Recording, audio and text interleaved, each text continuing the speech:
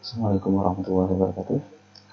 Pertemuan kita kali ini kita mengenai alat bukti dan pembuktian dalam hukum acara pidana Islam sebagai salah satu hal yang sangat penting dalam persidangan dan proses pemeriksaan. Alat bukti menjadi hal yang sangat penting itu sebagai landasan dalam penjatuhan hukuman bagi seorang yang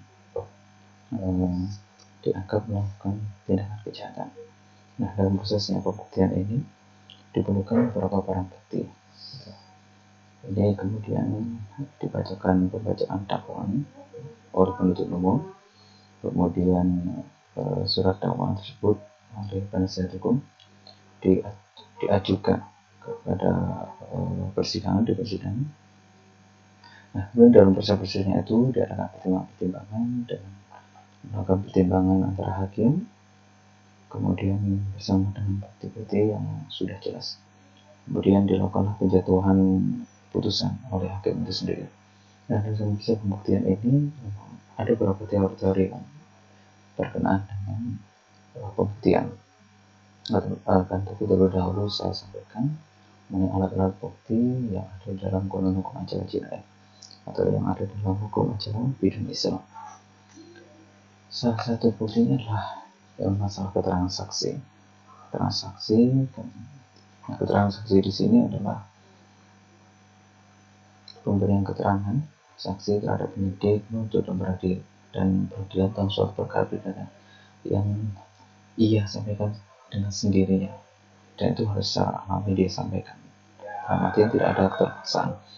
Kemudian terkait dengan keterangan saksi ini sebagai suatu alat bukti dalam suatu perkara, dan kemudian ini harus disampaikan dengan menggunakan logika yang jelas dan juga dapat diterima di dalam persidangan. Nah, pada umumnya keterangan saksi ini merupakan alat bukti yang utama dalam persidangan. Boleh dikatakan tidak ada perkara yang luput dari pembuktian dengan alat bukti keterangan saksi ini. Dan ini sangat penting sekali dalam proses persidangan. Kemudian kalau dilihat dari segi nilainya dan kekuatan pembuktiannya, keterangan saksi ini mempunyai nilai serta kekuatan pembuktian yang sangat pokok dan sangat sentral dalam memenuhi kebutuhan pembuktian dalam persidangan. Jadi yang pertama berarti keterangan saksi menjadi alat bukti utama. Kemudian yang kedua, ini bisa membuktikan bahwasanya terdakwa itu bersalah atau tidak. Kemudian ketika keterangan ini bisa memberikan bukti yang lainnya, maka ini bisa menguatkan si terdakwa, yaitu semakin memberikan hukuman tambahan atau hukumannya. Kemudian terkait dengan beberapa ciri khasnya, itu harus ada keterangan saksinya minimal 4 gitu ya. Ini ada beberapa fakta dalam ketentuannya. Kemudian di saksi zina untuk ada keterangan palsu dapat dikenakan jama khotaf itu kalau dalam konsep zina ya. Kemudian dalam masalah kebenarannya, maka ada beberapa hal yang perlu dipenuhi oleh keterangan saksi ini dalam saksi memberikan keterangan. Salah satunya adalah terkait dengan integritasnya, kemudian kejujuran saksinya tersebut, kemudian kesesuaian saksinya, kesesuaian keterangan saksi dengan alat bukti yang lain, kemudian alasannya harus jelas, kemudian juga keterangan saksi ini harus disumpah. Gitu. Nah, ada yang saksi yang dalam bicara sendiri menyampaikan keterangan tersebut, saksi harus mengucapkan sumpah atau janji atau dasar agamanya tersebut. Kemudian keterangan saksi bisa dilihat sendiri. Dalam artian di sini adalah saksi menyampaikan dengan sendirinya tanpa ada perwakilan.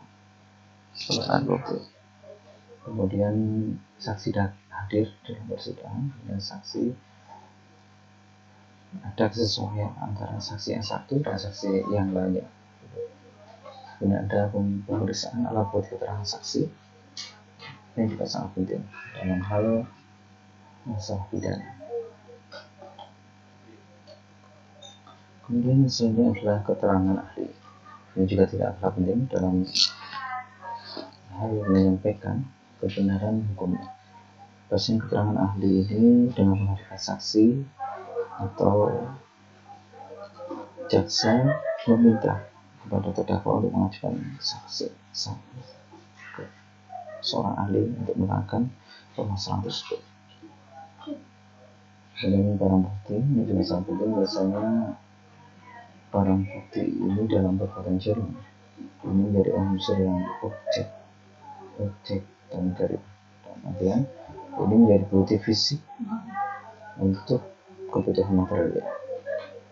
Nah, ini nanti bisa disampaikan ke tim penyidik untuk dijadikan perkara, kemudian diserahkan ke pihak yang merujuk. Ini dari ini bisa dilaporkan terkait dengan korban, pelapor, saksi, keterangan-keterangan yang lainnya terkait dengan tersangka. Ini diolah oleh penyidik untuk dijadikan alat bukti dalam persidangan.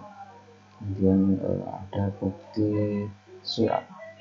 Ini juga bisa dijadikan alat bukti di mana berita acara sesuatu yang resmi itu bisa disampaikan. Terus kemudian surat yang dibuat peraturan perundang-undangan itu di suatu negara ini bisa juga dijadikan alat bukti, dan surat keterangan dari ahli yang memuat pendapat berdasarkan keterangan ahli. Kemudian surat lainnya yang berhubungan dengan pembuktian. Bukti elektronik di zaman sekarang sangat sekali. Bukti elektronik ini bisa melalui media sosial media gitu ya, di WA, di Twitter ataupun di Instagram dan lain-lain. Itu bisa dijadikan alat bukti sebagai keterangan saksi ataupun sebagai petunjuk kepada tindakan kejahatan. Nah, tentunya ini ada pengkategorian dan ini dalam peraturan perundang-undangan sendiri. Kemudian berkaitan dengan pengakuan terdakwa ini juga sangat penting. Pengakuan terdakwa sebagai alat bukti dalam persidangan. Ini bisa dijadikan alasan perbuatan yang dilakukan oleh terdakwa itu benar-benar merupakan suatu tindakan kejahatan. Dan pengakuan terdakwa di luar sidang dapat juga digunakan untuk menemukan bukti yang lainnya. Tentunya ini melalui pembuktian yang lainnya. Kemudian pengakuan terdakwa tidak ia bersalah atas perbuatannya, dia harus memberikan bukti yang lain gitu. Misalnya dia mengaku bersalah, kemudian kalau dia mengaku yang tidak bersalah, dia juga harus membuktikan dengan bukti yang lainnya. Dan keterangan terdakwa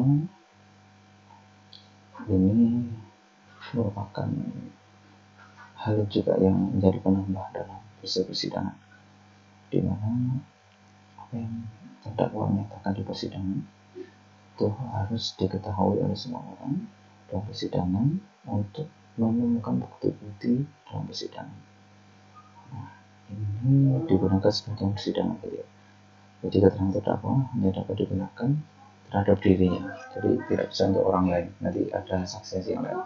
Kemudian keterangan terdakwa itu tidak cukup untuk membuktikan bahwa ketika ia bersalah melakukan perbuatan di dakwaan kepadanya, melainkan harus disertai dengan alat bukti yang lainnya.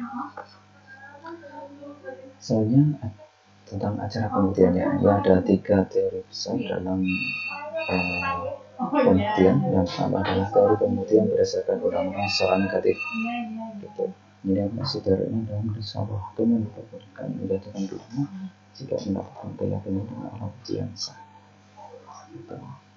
Yang dilakukan oleh terdakwa. Ini ada di Undang-Undang Hukum Acara Cina ya. Kemudian ada teori pembuktian berdasarkan undang-undang secara positif. Teori ini didasarkan berundang-undang saja, artinya jika suatu perbuatan telah terbukti sesuai dengan alat bukti yang disebutkan di dalam kurun, maka keyakinan hakim tidak perlu atau tidak digunakan lagi. Nanti hakim diwajibkan memutuskan bersalah atas apa yang terdakwa lakukan, karena buktinya sudah jelas di situ. Buktinya sudah jelas. Teori pembuktian ini untuk disebut dengan teori pembuktian formal.